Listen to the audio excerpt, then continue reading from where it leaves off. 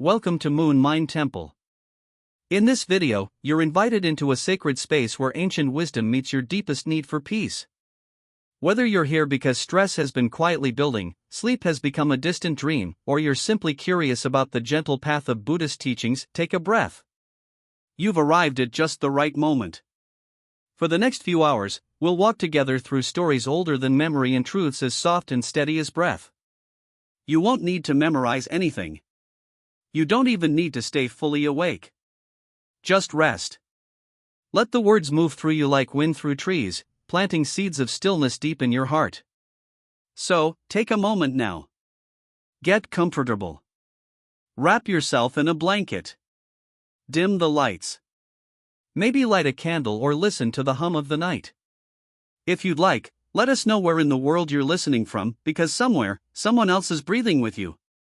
In Tokyo. In London. In silence, we are not alone. Part 1. A different kind of path. Let's begin with something that may surprise you. Buddhism is not a religion in the way many imagine. There's no deity to worship. No commandments etched in stone. No promised paradise waiting after death. At its heart, Buddhism is more like a quiet science of the soul, a practice of deep observation. It gently explores how our thoughts shape our reality and offers simple, time-tested ways to bring relief from suffering. Imagine it not as a belief system, but as a healing cabinet filled with tools for the aching heart, remedies for worry, anger, restlessness, and those quiet fears that visit when the world goes still. And the beauty of it is this: you don't need to believe in anything mystical for it to work. These teachings are rooted in how the human mind functions, and how peace can bloom when we stop resisting what is. The journey of this wisdom began over 2,500 years ago with a prince named Siddhartha Gautama. Part 2: The Prince and the Palace. Picture a life untouched by discomfort, a world where suffering is carefully hidden. Siddhartha was born into that world. The son of a powerful king, he lived in not one, but 3 palaces, each crafted for a different season of the year. Everything he touched was gold and silk. Music filled the halls. Laughter was arranged like flowers. Servants anticipated every need before he could even speak it. From his earliest days, Siddhartha was shielded from sickness, from aging, from death. His father wanted to keep him untouched by pain, convinced that this would ensure his son's happiness. He married a beautiful princess named Yasodhara, and soon they had a child. He was beloved, admired, secure in every material way. And yet, something stirred. Despite the comfort around him, there was a quiet ache in Siddhartha's chest. A restlessness. Have you ever felt that? That strange emptiness even when things seem to be going well. Maybe you've reached a goal, bought something you'd long wanted, or entered a relationship you dreamed of only to feel the joy fade faster than expected. Siddhartha, too, began to question. Was there more than this?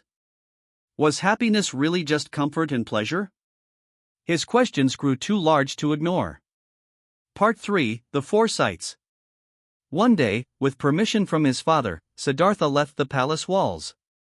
What he saw forever changed him and eventually, the world. On his first journey, he encountered an old man. Bent. Wrinkled. Barely able to walk. Siddhartha, who had never seen aging before, was stunned. His charioteer gently explained, "This happens to all who live long enough." On his second outing, he saw a man suffering from disease, body shaking with pain. Again, he was told, no one, not even the wealthy, escapes illness. The third journey brought him face to face with death. A funeral procession. Mourning. A silent body. The final truth of impermanence was now real. Death was not just for the distant or unknown, it would come for him, his wife, his child. Everyone. And then came the fourth journey. This time, Siddhartha saw something different: a wandering monk. The man owned nothing, wore simple robes, lived with only what he could carry. And yet his face radiated something Siddhartha had never seen: not happiness, but peace. This man had embraced the very truths Siddhartha was trying to avoid: aging, illness, death, and instead of despair, he had found stillness. Siddhartha returned to the palace, but he had changed. Part 4, Letting Go to Wake Up. That night, Siddhartha stood quietly over his sleeping wife and newborn son. He knew they would be cared for. They would lack nothing. But he also knew he could no longer pretend that the walls of luxury could protect him or anyone from life's realities. He didn't leave out of anger or rejection. He left because he realized true understanding couldn't be reached behind guarded walls. Comfort had not brought clarity. And so, in the still hours before dawn, he walked away from everything, his title, his fortune, his family, not to escape, but to discover. He walked into the unknown not with fear, but with the quiet fire of someone determined to answer the question we all carry. Is lasting peace possible, even in a world of suffering? That single decision sparked a journey that continues even now, through you, through me, through everyone seeking a softer way to be human. Take a deep breath now. Let Siddhartha's story echo in your own. How often do we build palaces of distraction, scrolling, striving, acquiring, trying to avoid the simple truths of life?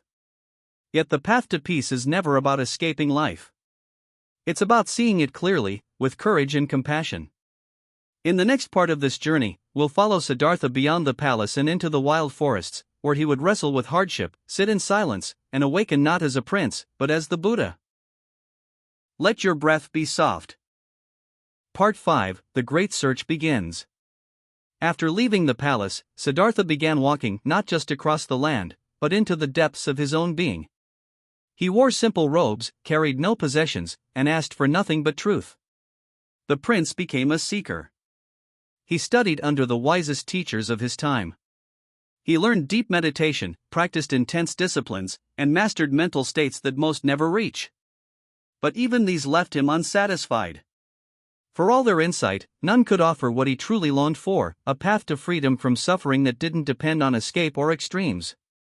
So, Siddhartha tried the opposite. He embraced extreme self-denial, eating almost nothing, living without shelter, pushing his body to the edge. If pleasure hadn't worked, perhaps pain would. But after years of such austerity, Siddhartha found himself near death. Thin as a shadow. Weaker than ever. And yet, still not enlightened. One day, as he sat beneath a tree exhausted, dizzy, and fading, a village girl offered him a bowl of rice. He accepted. It was the first nourishment he'd taken in a long time. And with that simple act, something profound awakened in him. The Middle Way. Part 6, Discovering the Middle Way. Siddhartha realized that neither indulgence nor deprivation could lead to freedom. True peace lies in balance, not in fleeing from life, nor in being consumed by it. This insight became the cornerstone of his path. He would not run from suffering, nor would he worship it. He would sit with it. Understand it. Befriend it. And so, with this understanding in his heart, Siddhartha walked to the base of a fig tree, later known as the Bodhi tree, and made a quiet vow. I will not rise until I see the truth. And then he sat. Hours passed. Then days. Then nights filled with challenges, memories, fears, temptations. Thoughts swirled like storms. Doubts whispered like wind. But Siddhartha remained still.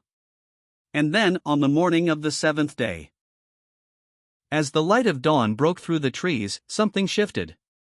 Not in the world around him, but in the world within. Part 7, The Moment of Awakening. As he sat in silence, Siddhartha saw clearly, suffering is not random. It has a cause. And more importantly, it has a cure. He saw the ever-turning wheel of desire, aversion, and ignorance that keeps beings trapped in suffering. And he saw how, by understanding this wheel, it could be stopped. How peace wasn't a reward or a gift, it was our natural state, obscured by confusion. In that moment, the prince ceased to be Siddhartha. He became the Buddha, which means the awakened one. He did not become a god. He did not claim divine power. He simply woke up to the truth of how life really works. And from that day forward, he would dedicate the rest of his life to helping others do the same. This wasn't a religion. It wasn't dogma. It was an invitation. To see clearly. To live gently. To be free. Part 8, The Four Noble Truths. The Buddha's first teaching was elegant in its simplicity. It was called the Four Noble Truths, and like a physician, he offered both diagnosis and cure. There is suffering. Life includes discomfort, loss, pain, worry, restlessness. Suffering has a cause. It arises from craving, attachment, resistance, wanting things to be other than they are. Suffering can end. It is not eternal or fixed. Peace is possible. There is a path to that end. A practical way to walk, known as the Eightfold Path. These were not abstract ideas. They were grounded, practical, experiential. You didn't have to believe in anything to try them. You just had to live them. And when lived, they worked not by changing the world around you, but by changing how you relate to it. Part 9, The Eightfold Path, A Way of Living. The Buddha described the path not as a set of rules, but as a way of walking one step at a time. The Eightfold Path is like a compass, guiding us toward peace through wise living. Right view, seeing the world as it truly is, not through the lens of fear or illusion. Right intention, committing to kindness, non-harming, and letting go of destructive desires. Right speech, speaking truthfully, gently, and with purpose. Right action, choosing behaviors that do no harm to others or to yourself. Right livelihood, earning a living in ways that support life and do not create suffering. Right effort, cultivating helpful states of mind, and gently letting go of harmful ones. Right mindfulness, paying deep, kind attention to the present moment. Right concentration, developing calm and clarity through meditation. These are not commandments. They are invitations to awaken. Each step is both simple and profound. Together, they create a life that flows with the current of peace instead of struggling against it. Part 10, The Dharma Lives Within You. As the Buddha shared his teachings, he attracted followers not through miracles, but through the transformation they witnessed in his presence. He did not ask to be worshipped. He asked only that his teachings be tested in your own experience. Be a lamp unto yourself, he said. Don't follow me blindly. See for yourself. And this is the heart of Buddhism. Not belief, but awakening. Not ritual, but realization. Even now, 2,500 years later, the Dharma, the teaching, is not locked in temples or scrolls. It lives in your breath, in your stillness, in your awareness of this very moment. The path isn't far away. It is right here, in how you respond to suffering.